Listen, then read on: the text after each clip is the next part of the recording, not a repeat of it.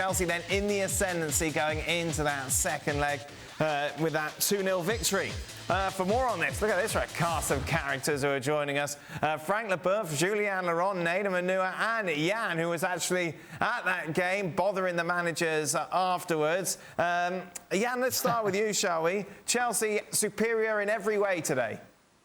Absolutely, and as you said, I spoke to the managers, and I spoke also to Lloris, and I asked Lloris, why didn't you turn up for first half? He tried to get himself out of that, but he had to admit Chelsea were brilliant, especially in the first half. Or Tottenham was very bad. They're giving two goals away, of course. But it was all about Lukaku before the game. We, as people in the stadium, whatever, listening, will the crowd, how will they react on him? But as you said, Dan, they were desperate for him to get a goal. But I asked Tuchel about that after the game and how he reacted on that, and I said he's been in Dortmund, he's been in PSG, he had Aubameyang, he had Neymar, and said Lukaku case was not the worst I've been involved in. And I think, yes, you said the script was that he was going to score the goal, but I think we have to give a big compliment to Lukaku and Chelsea Football Club, how they handled that situation with Lukaku. I think they did that very well, and it was a good win for them, 2-0, but I think that Kante is happy for another game. There's not many foreign managers in England who are happy for that, but at least he got a chance to get to Wembley in the second leg. We won't go over the Lukaku ground again. Jules still suffering after everyone was shouting at him yesterday. But overall, Nader, this has been a good week for Chelsea, and this was a great performance off the back of that comeback against Liverpool. Yeah, I would agree with that. But the slump is still there, and obviously, well, I say the slump's still there. They've fallen behind in terms of Manchester City in the league title. But the fact is, they've got a chance to go to Wembley, a chance to win the first silverware of the year that's available. And it was a positive performance with a few changes within it. I think overall, the Lukaku situation has been dealt with now. He's back in the side. He was working hard. I don't think he had his best game ever. But the fact is, they're 2-0 up going into the second leg, and they're giving players minutes. So I think they've come out on this side of things, and it feels like they're united again, which could have been the exact opposite should they've lost these last two games. So I guess going into this next period, they feel good, they feel confident, and maybe they can mount a significant challenge between now and the end of the season. Your boys were good today, Frank. They were good. They were dominant. They did what they had to do, especially the first half. I think they should have killed the semi-final, scoring another goal. I guess because of the second leg, the return is not done yet. The job hasn't been finished.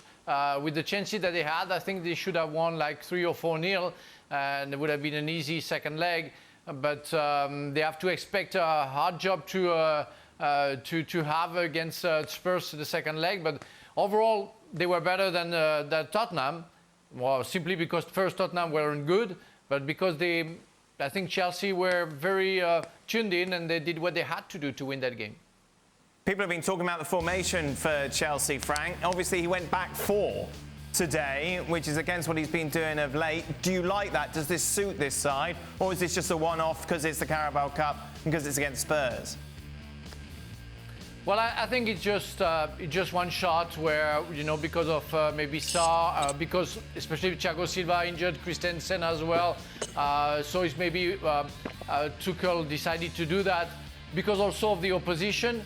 And the fact that in the middle of the park they didn't have a Kante, they wanted to rest a little bit Kovacic as well. So it's more a tactical aspect because of the opponent and because of the situation and all the players that they had in hand. But it was good. We didn't see Son. We barely see Kane. The only one who was quite of a threat was Lucas Moura.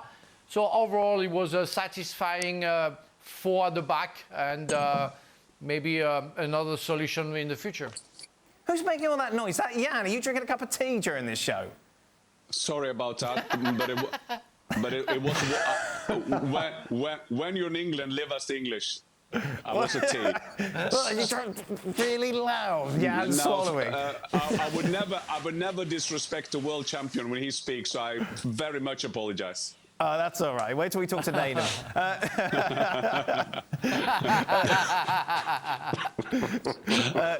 Jules, what was wrong with Spurs today? Yeah. I think the biggest one is the gap in talent and the gap in the way the two teams are. One with Conte still learning how he wants them to play. You can see that even if they they hadn't lost in the league with him since he arrived. The game against Watford was quite average and quite poor for most of it, to be fair, because I think they're still learning.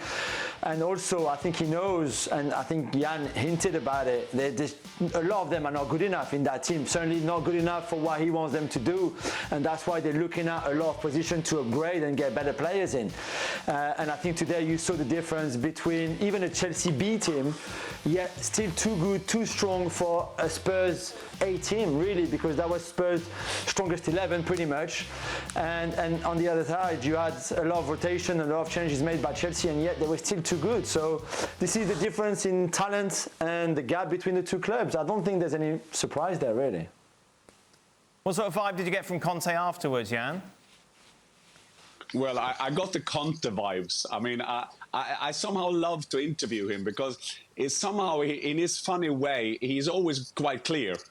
So he's telling. So I asked him, Jules is talking about this in lack of talent. Can you do that on a training ground, or can you do that to buy players? And then we just saw his Italian kind of expression, and he went into a long answer that you will find on my Twitter timeline anyway. But it was a long answer where he said that we have to train, but it's not an easy solution to just getting players and so on. But you can see he's frustrated. You can see he's a bit disappointed, and you can also see, Jules know that because he was sitting on my same place that I had at Stamford Bridge. You are very close to the coaches, and you can see how they work. And you can see he looked a bit like he couldn't believe it, how bad they were, really. And Tuchel running around, and I'm so glad that not every journalist knew all the Germans, because all the things he can say during a game is unbelievable. But I won't do that on a family channel like ours.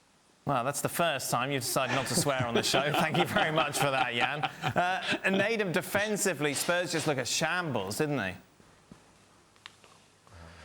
Yeah, I think so. I think those, for as much as we say Chelsea outplayed them, I think the two goals that Chelsea scored, they were basically gifted. You look at the first one, and Spurs had the ball, but they just made the wrong decision in the wrong moment, and before you know it, they get punished for it. And I'll be honest, the second goal, there's going to be a lot of stress level that say the people who had the ball and so on. But I've looked back at that clip, and as the ball comes into the box, there's not, like, the nearest player is Mason Mount, who's outside the frame of the goal. There are 4 or 5 Spurs players in the middle of the goal. For me, Lloris should come and either claim the ball or say time, because he's got the best view of it all. I think if you look back at it, it's a horrendous goal. So it just goes back to say what Jan was saying about the coaching and things like this. It seems to me that Kante has a clear vision in terms of what he wants to see from his side. But clearly he looks at the players and he doesn't believe they're going to be able to have that they're going to be able to manifest that vision for him. And it's just little moments like that. You want a bit more composure. You want somebody to come and just claim it. Just take control of a situation which really wasn't dangerous. But unfortunately at the minute they're not delivering. And defensively, those types of mistakes against a side like Chelsea, they could cost you. And who knows, come the end of the game next week, they could be the reason why they're not on their way to Wembley. Well, thank you very much for watching ESPN on YouTube. For more highlights and analysis, be sure to download the ESPN app. And for live streaming, premium content, and let's not forget as well, ESPN FC 7 days a week. Subscribe to ESPN+.